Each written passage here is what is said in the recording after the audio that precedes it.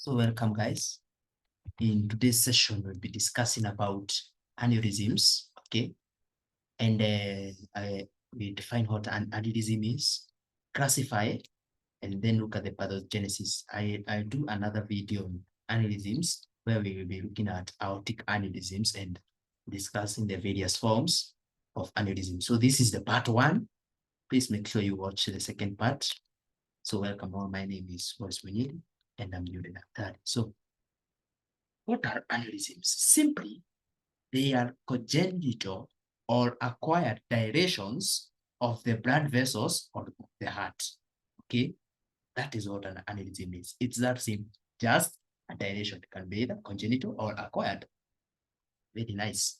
Now, how can you classify them? You can classify them depending on the composition of the wall. Okay, you can also depending upon the shape or depending on the pathogenetic mechanism. Okay, so we will discuss these two intensively. For this third one is where we will take some time in the next video to discuss them. So let's look at depending upon the composition of the wall. How can you classify them? They can be either true aneurysms or pseudo aneurysms or false aneurysms. Now, true aneurysms involve all the three layers of the artery, the tunica, intima, media, and adventitia, or the attenuated wall of the heart. Okay, so after a transmural myocardial infarction, the heart wall might undergo attenuation, and due to that, it might become dilated. That will it will involve in all the three layers of the heart. That is the endocardium, myocardium, and the epicardium. Okay, so and these include atherosclerotic. So atherosclerosis is the most common cause of true aneurysms. Also, congenital vascular aneurysms, such as the berry aneurysms found in the polygon, the Willis, the sac of Willis. Okay. Also, ventricular aneurysms, which are, I told you that. Then, pseudoaneurysm result when a wall defect. So, it's a wall defect leading to the formation of extravascular hematoma.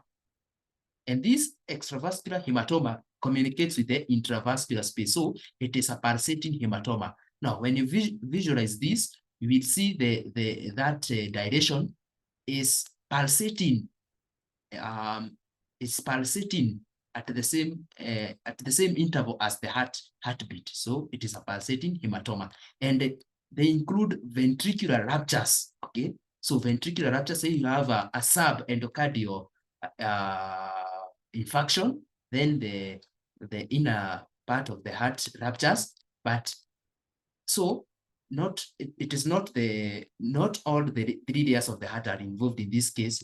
So blood will be contained within the heart walls and it will be contained within the pericardial adhesions, so that it will be pulsating. Also, at the vascular junctions between at the point of anastomosis between a vascular graft and a natural artery, at that point there will be this extravasation of blood into the walls of the vascular graft, leading to pulsating hematomas. So this is what I'm saying. Now this is normal blood vessel.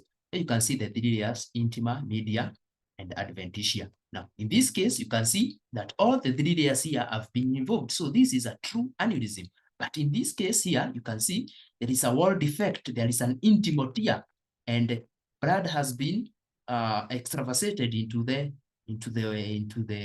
is contained now within the vessel wall. Okay, a dissection here. There is a dissection. So there is a hematoma, extravascular hematoma. So this is a pseudo aneurysm. Okay.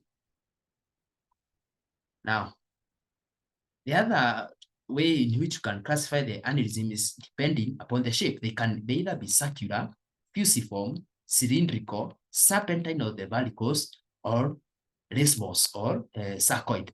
And I'll be showing you the pictures of that. This is circular. You can see there is a discrete outpouching of the vessel wall.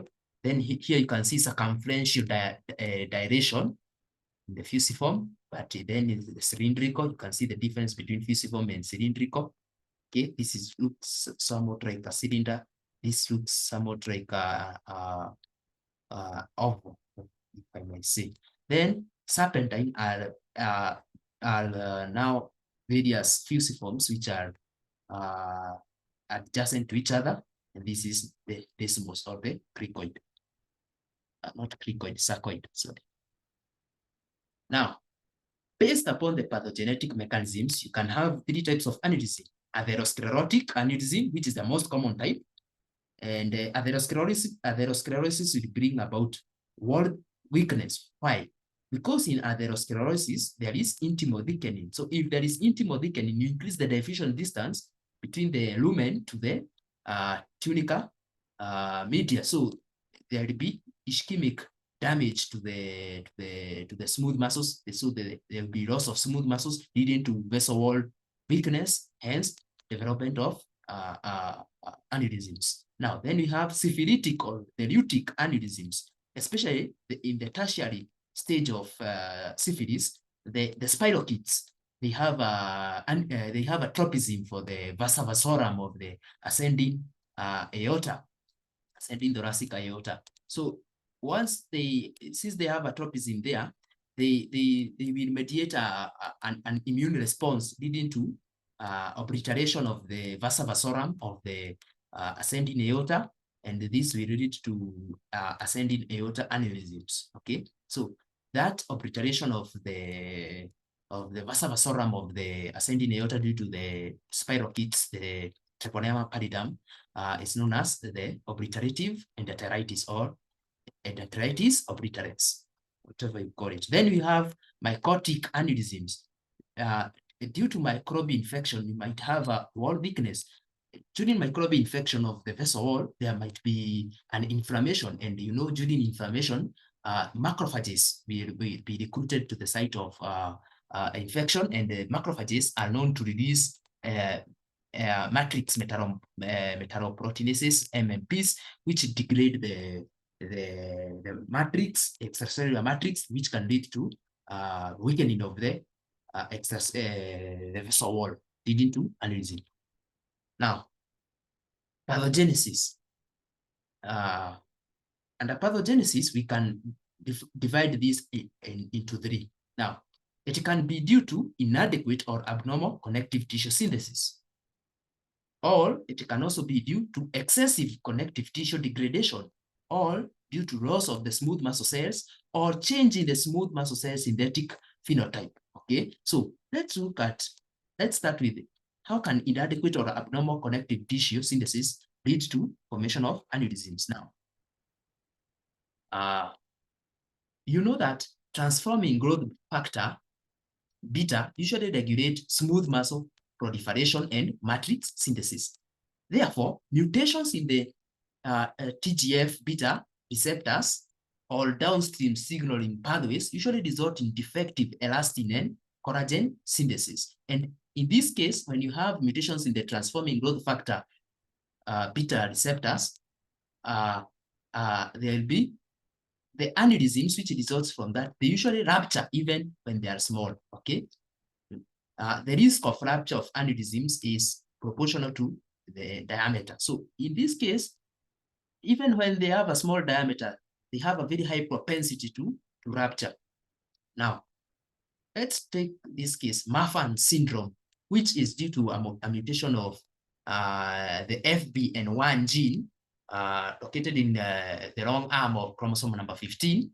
When you have mutation of that gene, there'll be defective synthesis in the protein known, a glycoprotein known as fibrillin-1. And fibrillin-1 usually is the scaffolding protein for the deposition of another protein known as tropoelastin, which is an integral part of elastin. Okay, so what that leads to is increased by availability of TGF beta in the aortic wall. Also, these microfibrilles, they usually sequester TGF beta. So in absence of them, the bioavailability of TGF beta increases. So due to that, there will be a dilation due to dysregulated signaling and progressive loss of the elastic tissue. Also, in defective type 3 collagen synthesis, seen in the, which is the hallmark of type 4 Ehlers-Danlos syndrome. Ehlers-Danlos syndrome refers to, it has 6 variants, and it is a group of disease that are characterized by defects in collagen synthesis or structure. So when you have defective type 3 collagen synthesis, there'll be aneurysms. Now, the Loeys-Dietz syndrome, which is a defect in elastin and collagen types 1 and 3, presents with aneurysms, and it is caused by mutation in transforming growth factor beta receptor. You also have another Marfan syndrome type 2. Marfan syndrome type 2 is due to mutation of also the transforming growth factor beta type 2 receptor. Okay, and even in the Marfan syndrome type 2, aneurysms are present.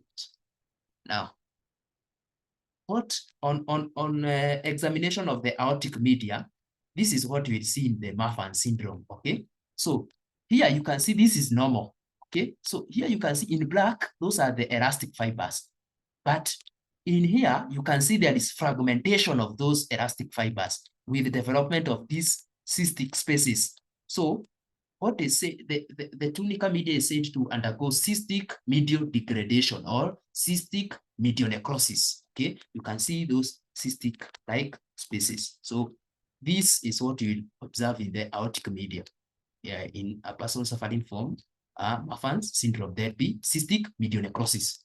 This is normal. Now, let's look at the other pathogenetic mechanism, which is excessive connective tissue degradation. Now, increased matrix metalloproteases expression by macrophages in the atherosclerotic plaque usually contribute to aneurysm development by they degrade the arterial extracellular matrix in the arterial wall. Okay. Similarly, decreased tissue inhibitors of matrix metalloproteases can also tip the balance toward net extracellular matrix degradation. So it can be due to increased expression of matrix metalloproteases or decreased expression of matrix metalloproteases inhibitors. Okay, so this will increase degradation of the extracellular matrix, hence weakening of the vessel wall, hence dilation. Now, a genetic predisposition to aneurysm formation in the setting of inflammation may be related to polymorphisms in these factors. Now, let's look at the final, which was loss of smooth muscle cells or change in the smooth muscle cell synthetic phenotype. Now, atherosclerotic thickening of the intima usually causes ischemia to the inner media by it increases the diffusion distance from the lumen. That is self-explanatory.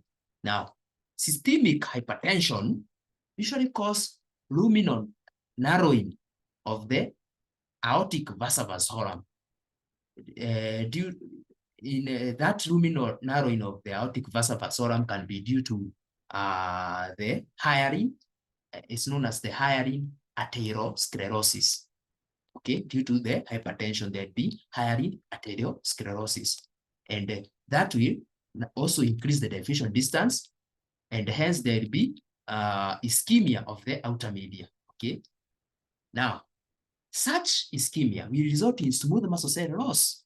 Okay, as well as aortic degenerative changes, which will include fibrosis. And when you have fibrosis, there will be loss of the distensible elastic tissue. So there will be loss of the Winkiso effect, the recoil property of the arteries will be lost. Okay. Also, there will be inadequate extracellular matrix synthesis. Also, and there will be accumulation of increasing amount of amorphous proteoglycans. Now, histologically, these changes, the ones I've already described here, they are known as the cystic medial degradation. Okay, and no true cysts are formed. Okay, so cystic is misnomer because no true cysts are formed. Now, and I had showed you a picture of cystic medial necrosis or cystic medial degradation. This is what you'll observe. Okay, even when due to systemic hypertension or or atherosclerosis. Generally here, there will be loss of smooth muscle cells, fragmentation of that elastic tissue, and inadequate extracellular matrix with accumulation of amorphous, increasing amount of amorphous proteoglycans. Okay. Now, such changes are non-specific. Okay. So, cystic medio degradation is not pathognomic of Marfan syndrome. It is non-specific because it can occur whenever extracellular matrix synthesis is defective, including inherited disorders such as Marfan's or acquired conditions such as scurvy. Okay. So, I think that was that. How simple was it? Very simple. Thank you for your attention, and follow for more med content. Thank you very much.